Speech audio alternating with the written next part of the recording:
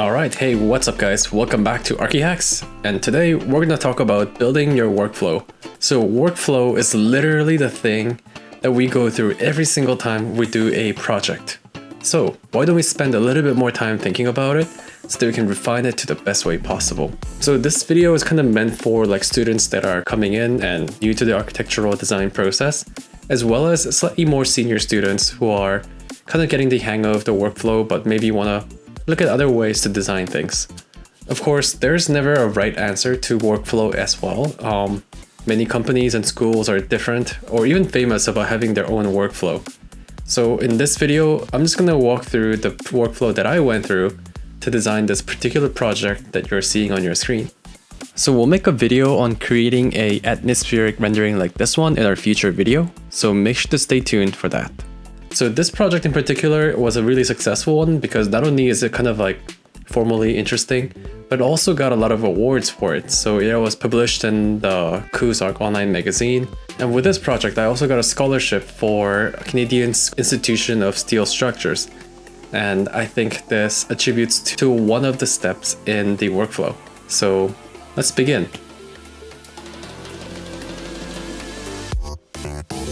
Hey, what's up guys? My name is Ben. I'm an ex-Big and OMA employee, also a founder and content creator here at ArchiHacks. We're always striving to create helpful contents for students and professionals.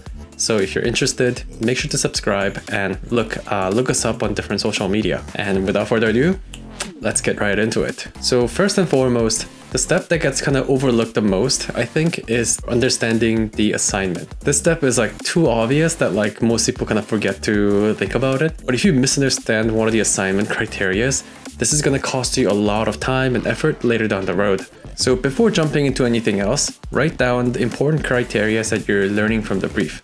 Who's the client? What's the site? And what kind of programs your project needs. And once you have these all written down, start doing some research. Are there any historical, cultural, or economical significance to the site you're working on? Does your client have any kind of special background or interest that should be reflected onto the building? And yeah, so for example, if your client is like specifically interested in like pottery, let's say, then you probably want to have or reserve a space for pottery making and create a lot of storage space so that they can store their work. And things like this all kind of trickles down into the different requirements that you have to have in your project. And at this point, you're probably writing down some ideas that you're having, which is really good. But before you like jump right into like designing phase, I also strongly recommend you do research. So this project in particular was going to be a tall building. So I looked into different structural systems that can enable us to have this kind of crazy form.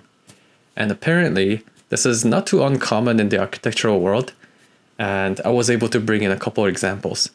What also helped me out a lot at this time was that I was taking an elective course that was about steel structures.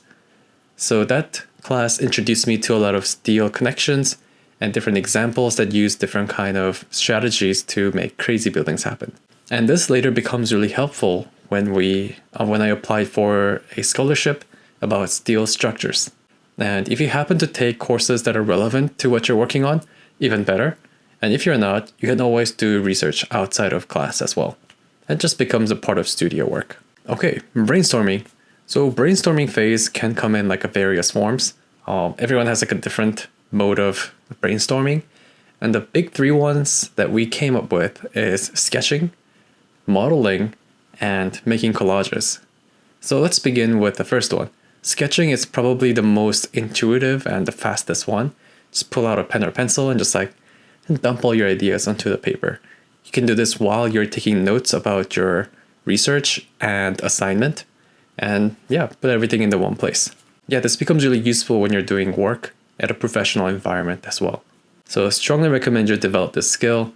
No matter how much technology develops, this is going to be essential everywhere you go. And the next one is collaging. Collaging is also like really fun ways to get around things. I use this to brainstorm a lot as well.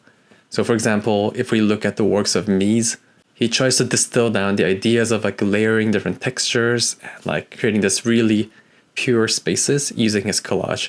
And this collage was meant for the Barcelona pavilion.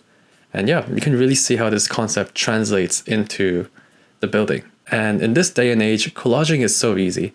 Like back in the days, you probably had to like go through like hundreds of pages of magazines and like cut it out manually with scissors. In this day and age, you can go online and search for some images and crop it out using Photoshop. You can always go back using Control Z. And when things don't fit, transform things to make it work. You can change colors, edit them. So really underutilized form of representation, in my opinion. And last but not least, modeling. So modeling became quite instrumental when I worked on this project. And kind of the first thing I did was to like take all the program matrix that I got and lay them out in like with Lego. So as you can see on the screen, I took like different colors of Legos and with different sizes. They represent all the rooms and spaces required for this project. And once you do this, you immediately get like a very good spatial idea of like how big things are and how to organize things onto our site. And you know, Lego is like as playful and like informal as it is. I think it's also another like form of like sketching in 3D world to get your idea across in a really quick way. And you know, who doesn't like Lego? It's going to be fun for you, and it's going to be fun for people who are reviewing your work. So strongly recommend playing with Lego.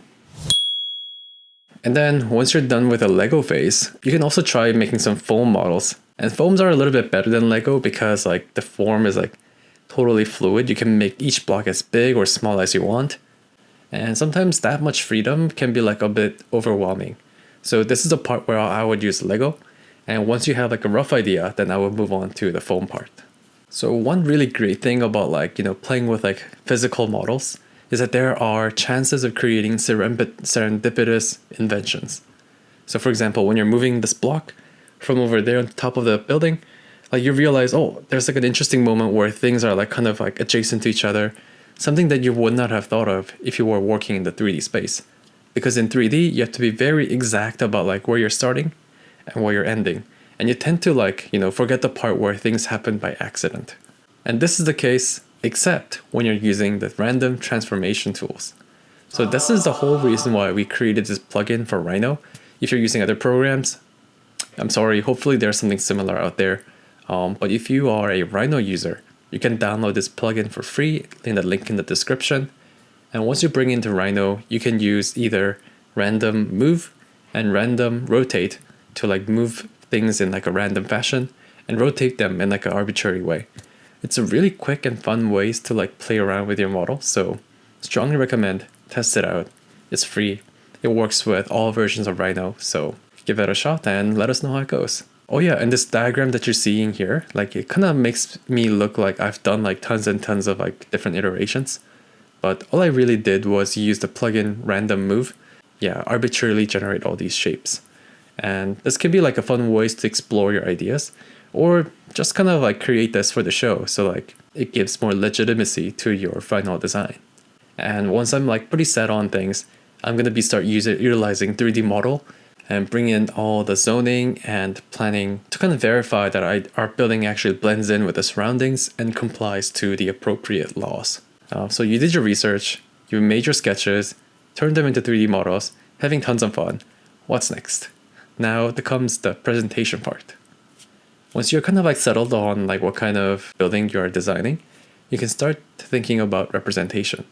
Don't save this till like the last week.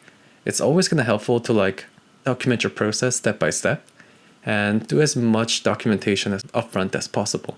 Because what happens is that when you put things into plans or sections, you'll start to realize, you know, certain weird corners or awkward angles that you have not thought of when you're in 3D space. So take your 3D model and start cutting some sections, plan, elevation, and document your process step by step. But last but not least, let's not forget about rendering. Rendering can be a really fun process where you take your beautiful images in your head and kind of like allow others to see it. Of course, it's like a very controversial thing, like some schools in Europe like really discourage it, and this can go wrong in many ways. Maybe we can cover this in another video. In my personal opinion, renderings can be like a really fun way to like, you know, communicate your ideas and test your project. So yeah, I highly encourage it. For this particular project, I used Rhino to model everything and used V-Ray to render. Okay, if you've gotten this far, you're getting really close. All there's left is taking out all your drawings and lay them out into your presentation board and plot it. And that's pretty much it for the whole workflow, starting from getting the assignment, doing the research, conceptualizing, doing 3D model, and then presentation. Hope you guys found this helpful. And as mentioned earlier, there's never a right answer to the workflow. Take this as a grain of salt and go ahead and discover your own methods. If you guys found this video useful, give us a like. And if you want to see more helpful videos like this one, give us a subscribe so more videos will show up on your feed. So that being said, it's been Ben from ArchiHacks, and I'll see you guys next time. Bye now.